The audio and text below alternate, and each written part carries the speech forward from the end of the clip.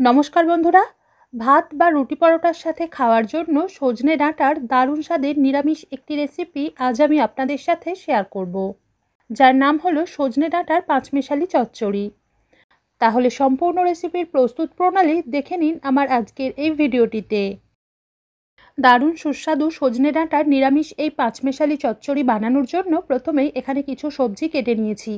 যেমন এরকম করে কেটে রাখা কুমড়ো, ঝিঙে, পটল, সজনে ডাঁটা, আলু, বেগুন আর অল্প একটু টমেটো। এরই সাথে 25 গ্রাম মতো মটর ডাল ভালোভাবে ধুয়ে 3 থেকে 4 ঘন্টা আগে ভিজিয়ে রেখেছিলাম। মটর ডালের পরিবর্তে এই রেসিপি আপনারা ছোলার ডাল দিয়েও বানাতে পারেন। এরপর একটা কড়াইতে অল্প একটু সর্ষের তেল গরম করে নিয়ে একটা তেজপাতা, শুকনো লঙ্কা, হাফ চামচ 5 ফোড়ন ও 1/4 চামচ গোটা জিরে ফোড়ন দিয়ে কয়েক সেকেন্ড সাঁতলে নেওয়ার পর সুন্দর গন্ধ বেরোতে শুরু করলে টুকরো করে কেটে রাখা আলুর মধ্যে অল্প নুন ও হলুদ গুঁড়ো মিশিয়ে 2 থেকে 3 মিনিট মতো ভেজে নেব।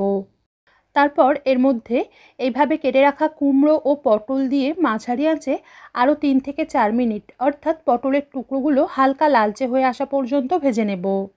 সেই সময়ে একটা মিক্সির জারে ভিজিয়ে জল ঝরানো মটর ডালগুলোকে ঢেলে অল্প নুন, চিনি, হলুদ গুঁড়ো, আদা, কাঁচা লঙ্কা আর সামান্য একটু জল দিয়ে একদমই মিহি ও একটু ঘন করে বেটে নিয়ে একটা প্যানে অল্প সর্ষের তেল গরম করে নিয়ে মিশ্রণটাকে ঢেলে এরকম পাতলা করে চাড়িয়ে এটাকে ঢাকনা দিয়ে গ্যাস কমিয়ে কয়েক মিনিট ভাজার পর উপরের জলীয় ভাবটা এরকম শুকিয়ে এলে অপর সাইডটাও এরকম চেপে চেপে দিয়ে দিয়ে ভালোভাবে ভেজে তুলে একটু ঠান্ডা হয়ে এলে ছোট ছোট টুকরো করে ভেঙে নেব। এর পরিবর্তে আপনারা চাইলে একই পদ্ধতিতে মটর ডালের বড়া বানিয়েও ছোট ছোট টুকরো করে ভেঙে নিয়ে এই রেসিপিতে দিতে পারেন। এদিকে কুমড়ো ও পটল দিয়ে বেশ কিছুক্ষণ ভেজে নেওয়ার পর এর মধ্যে 1 চামচ আদা ও কাঁচা লঙ্কা বাটা, পরিমাণ মতো নুন, হাফ চামচ করে জিরে ও হলুদ গুঁড়ো আর রঙটা সুন্দর হওয়ার জন্য 2 চিমটে মতো কাশ্মীরি লঙ্কা গুঁড়োর মধ্যে অল্প একটু জল মিশিয়ে গ্যাস কমিয়ে রেখে 1 মিনিট মতো কষে নিয়ে কেটে রাখা ঝিঙে ও বেগুন দিয়ে মিনিট 2 ভেজে নেব, যাতে এগুলো একটু নরম হয়ে বা মজে আসে। সেই সময়ে একটা প্যানে ফুটন্ত জলে অল্প নুন ও কেটে রাখা সজনে ডাঁটা দিয়ে 2 মিনিট মতো ফুটিয়ে জল ঝরিয়ে তুলে রাখবো। আর এই জলটা ফেলবো না, পরে এই রেসিপিতেই ব্যবহার করব। একই পদ্ধতি অনুসরণ করে এই রেসিপি আপনারা সজনে বা নাজনে ডাঁটার পরিবর্তে কাটোয়া ডাঁটা অর্থাৎ নোটে শাকের যে মোটা ডাঁটাগুলো হয় সেই ডাঁটা দিয়েও বানাতে পারেন। এবার এই সবজিগুলোর মধ্যে আধখানা টুকরো করে কেটে রাখা টমেটো আর ভাপিয়ে রাখা সজনে ডাঁটা দিয়ে মিশিয়ে একটু নাড়ার পর মশলাগুলো যাতে কড়ার নিচে লেগে না যায় তার জন্য অল্প একটু সজনে ডাঁটা ভাপিয়ে রাখার জল মিশিয়ে এটাকে ঢাকনা দিয়ে কিছুক্ষণ, অর্থাৎ টমেটোর টুকরোগুলো পুরোপুরি গলে আসা পর্যন্ত কষে নেব।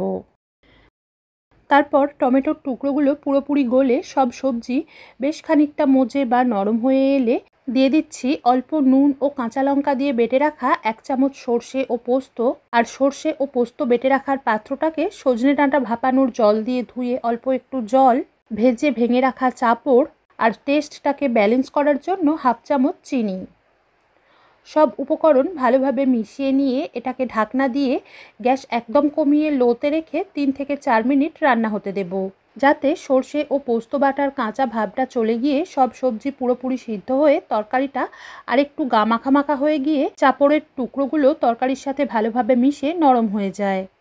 সজনে ডাঁটা ভাপিয়ে না নিয়ে এই সবজিগুলোর সাথে একটু ভেজে নিয়েও একই পদ্ধতিতে এই রেসিপি বানাতে পারেন। এবার ঢাকনা খুলে নুন ঝাল মিষ্টির স্বাদটা চেখে দেখে অ্যাডজাস্ট করে নিয়ে অল্প একটু ধনেপাতা কুচি ছড়িয়ে মিশিয়ে নেব। তবে এই রেসিপিতে ধনেপাতা দেওয়াটা পুরোই অপশনাল, ধনেপাতা ছাড়াও একই পদ্ধতিতে এই রেসিপি বানাতে পারেন। তরকারিটার খুব বেশি ঝোল বা গ্রেভি না রেখে এরকম একটু শুকনো শুকনো আর মাখা মাখা করে বানালেই খেতে কিন্তু বেশি ভালো লাগবে। সবশেষে গ্যাস বন্ধ করে অল্প একটু কাঁচা সর্ষের তেল ছড়িয়ে কিছুক্ষণ ঢেকে রেখে নামিয়ে নিলেই আজকের রেসিপি পরিবেশনের জন্য তৈরি হয়ে যাবে।